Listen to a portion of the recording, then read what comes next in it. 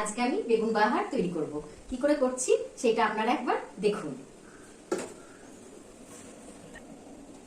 বেগুনে আমি একটু লবণ মাখিয়ে দিচ্ছি, একটু হলুদ আর একটু চিনি।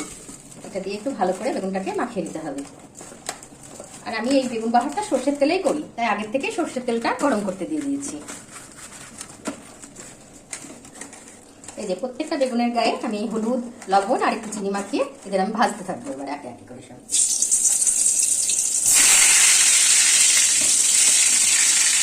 চারটে করে ভাজছি, একটু টপি তুলতে একটু ভালো করে ভেজে নিতে হবে বেগুনগুলোকে। এই যে বেগুনের এক পিস ভাজা হয়ে গেল, এবার এই দিকটা আমি ভেজে নেবো। এবার বেগুনগুলো ভোটার সময়ই রাখতে হবে, ভোটার সময় চারখানা করে রাখতে হবে। এইভাবে লাল লাল করে বেগুনগুলোকে ভেজে নিতে হবে।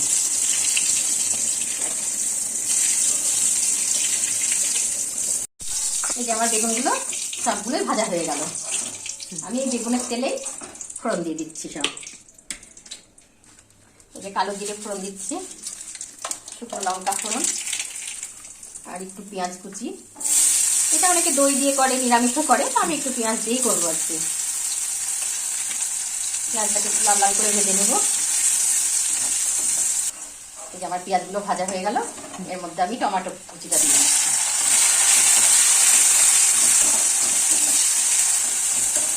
টমেটোটা আমার সেদ্ধ হয়ে গেছে।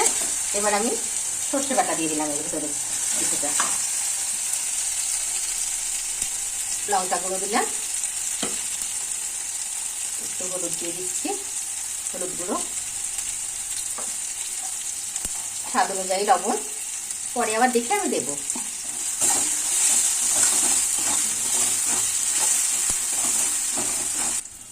আমি একটু সর্ষে এটাকে জল দিয়ে গুলে একটু দিয়ে দিলাম এর ভিতরে। এবার একটু মিষ্টি দিয়ে দেবো, সামান্য একটু চিনি দিচ্ছি, ঠিক আছে?